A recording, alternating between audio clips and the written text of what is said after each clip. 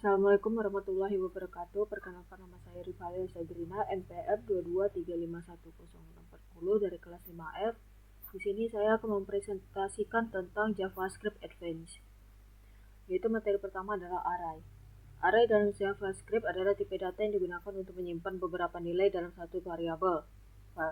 Array ini dapat menyimpan berbagai jenis data seperti angka, string, atau objek. Setiap nilai dalam array memiliki indeks dimulai dari 0 untuk elemen pertama dan seterusnya. Nah, di sini sebagai contoh ada array yang bernama array saya yang berisi 5 buah-buahan yang dimulai dari indeks 0 yaitu buah pukat, dan indeks 1 buah peach, indeks 2 buah pir, indeks 3 semangka, dan indeks 4 yang terakhir yaitu jeruk. Nah, di sini cons posisi semangka sama dengan array saya dot index of itu index of dalam kurung semangka itu tuh untuk mengetahui di indeks berapakah semangka itu.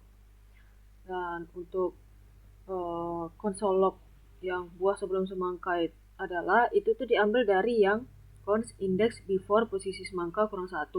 Di kurang 1 ini maksudnya itu posisi semangka itu kan di indeks ke 3. Nah, dikurangi 1 yaitu indeks 2.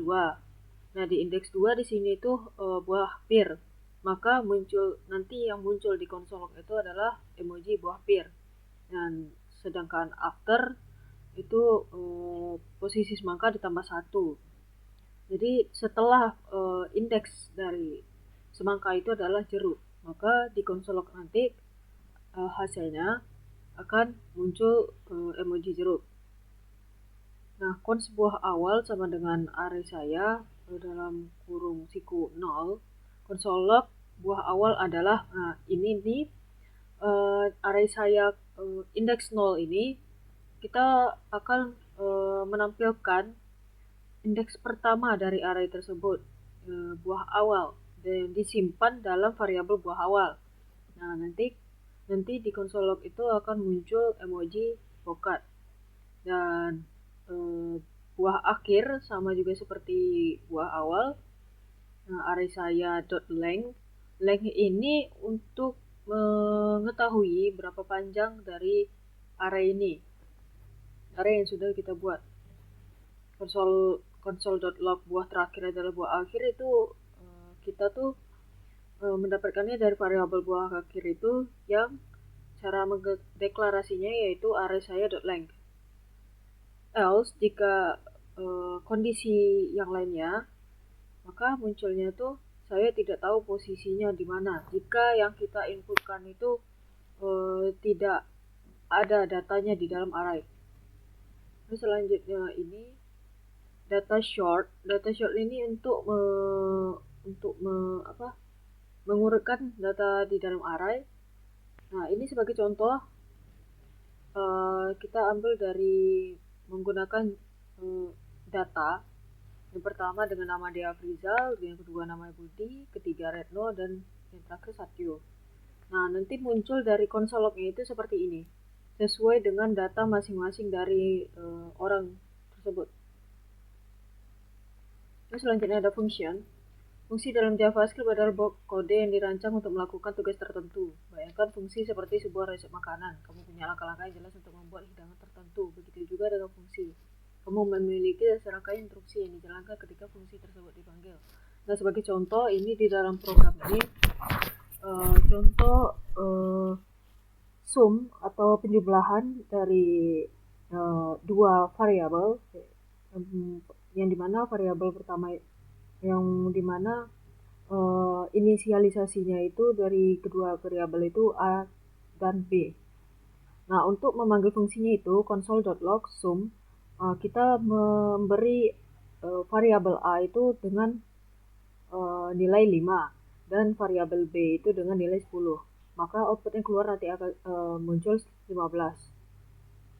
Terus selanjutnya ada function calculate area of circle. Ini untuk kita menghitung luas keliling dari lingkaran. Nah, dengan cara math.p. P itu 22/7 atau 3,14 dikali radius kali radius. Radius di sini maksudnya itu dari jari-jarinya itu. Nah, untuk memanggil fungsinya itu console.log calculate area of circle. Kita misalnya jari-jarinya itu 5. Nah, kita masukkan ke dalam kurung ini, dan maka hasilnya akan keluar di console log dengan output 78,5 sekian-sekian. Lalu selanjutnya ada looping. Looping dalam JavaScript adalah proses menjalankan suatu blok kode secara berulang berdasarkan kondisi tertentu. Loop digunakan untuk menghemat waktu dan mempermudah eksekusi kode yang perlu diulang. Terdapat beberapa jenis loop dalam JavaScript, yaitu yang pertama, for loop. Loop ini digunakan ketika sudah mengetahui berapa kali kita ingin menjalankan blok kode. Nah, sebagai contoh di sini kita ingin mengelup angka di bawah kurang dari 5. Jadi outputnya itu munculnya itu akan 0, 1, 2, 3, dan 4. Terus selanjutnya ada bad logic. Bad logic dalam JavaScript terjadi ketika kode tidak berperilaku sesuai dengan yang diharapkan karena kesalahan pengaturan alur atau kondisi logika. Ini bisa menyebabkan bug, hasil yang tidak diinginkan, atau bahkan kerusakan aplikasi. Berikut adalah contoh umum dari bad logic dari JavaScript dan bagaimana cara memperbaikinya. Nah, sebagai contoh ini kita kesalahan menggunakan sama dengan. Alih-alih menggunakan sama dengannya itu ada 3, atau ini disebut comparison. Sedangkan sama dengan 1 itu artinya assignment. Nah, di sini if A sama dengan 10, console log A is 10, nanti itu hasilnya tidak akan keluar. Karena yang kita butuhkan itu yang seperti sebelahnya itu menggunakan 3 sama dengan. Lalu selanjutnya ada decrement. Decrement dalam JavaScript adalah loop yang mengurangi nilai dari variabel loop pada setiap iterasinya. Ini biasanya dilakukan dengan operator decrement atau strip 2 yang mengurangi nilai variabel sebesar 1 setiap kali loop dijalankan. Decrement loop sering digunakan ketika kita ingin menjalankan loop secara mundur, misalnya dari angka yang lebih besar ke angka yang lebih kecil. Nah, condition loop.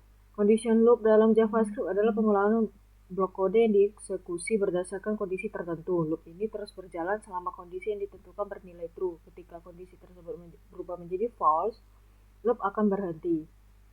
Nah, selanjutnya ada while loop. Loop ini akan menjalankan blok kode selama kondisi yang diberikan bernilai true.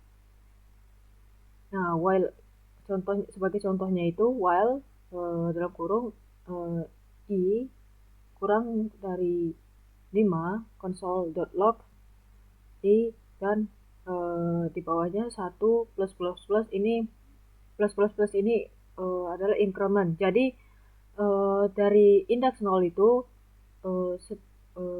akan increment 0, 1, 2, 3, dan selanjutnya 4. Lalu ada dual loop. Loop ini mirip dengan while, tetapi perbedaannya adalah blok kode dijalankan setidaknya sekali, kemudian kondisinya akan diperiksa. Nah, sebagai contoh, do console.log i increment while i kurang dari 5. Lalu ada for of loop. For of loop ini digunakan untuk mengiterasi objek iterable seperti array, string, atau node list. Loop ini mengembalikan nilai dari elemen yang ada di dalam iterable. Sebagai contoh, kita mempunyai variabel fruits yang berisi array ini berisi nama-nama buahan apple, banana, cherry.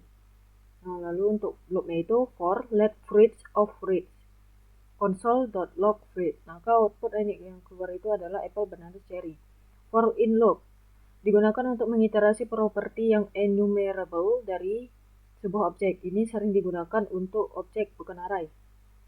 Sebagai contoh, kita mempunyai variabel person dengan nama John, umur 30, dan asal kotanya itu New York. Untuk memanggilnya itu for let k in person console.log k plus (2) plus person huruf siku k. Nah, nanti output yang akan keluar itu adalah name John, age 30, city New York. Lalu selanjutnya ada for each loop. For each ini adalah metode khusus pada array yang mengeksekusi fungsi callback untuk setiap elemen array. Ini tidak mengembalikan nilai dan hanya berjalan pada array. Nah, di sini kita mempunyai variabel number, mempunyai array number yang berisi 10, 20, 30, dan 40. Nah, untuk loopnya ini numbers dot for each function yang kurung num. Untuk memanggilnya itu menggunakan console.log yang kurung num tutup lagi dengan kurung.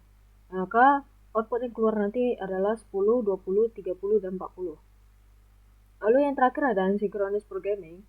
Asynchronous programming dalam JavaScript adalah cara untuk menjalankan kode tanpa memblokir eksekusi program lainnya. Ini memungkinkan operasi yang memakan waktu seperti permintaan jaringan untuk dilakukan di latar belakang sementara kode lainnya tetap berjalan. Ada beberapa cara untuk menangani pemrograman asinkronis di JavaScript, termasuk menggunakan callbacks, promises, and assign or await. Nah, sebagai contoh, salah satu contohnya di sini saya mengambil assign or await. Nah, maksud dari ini adalah sintaks yang lebih bersih dan lebih mudah dibaca untuk mengenali promises. Dengan menggunakan assign, Anda menandai fungsi seperti fungsi asinkron, dan dengan menggunakan await, Anda dapat menunggu hasil dari promise. Nah, sebagai contoh itu functionnya itu diberi nama assign, fetch data, return new promise, resolve. Nanti datanya akan menyelesaikan permasalahannya itu. Lalu dengan diakhiri dengan get console.log data. Nah, output setelah 2 detik nanti keluarnya itu akan data fetch. Itu pemberitahuan itu keluar jika permasalahannya sudah di-resolve. Saya rasa cukup penjelasan dari saya. Jika ada kesalahan mohon dimaafkan. Wassalamualaikum warahmatullahi wabarakatuh.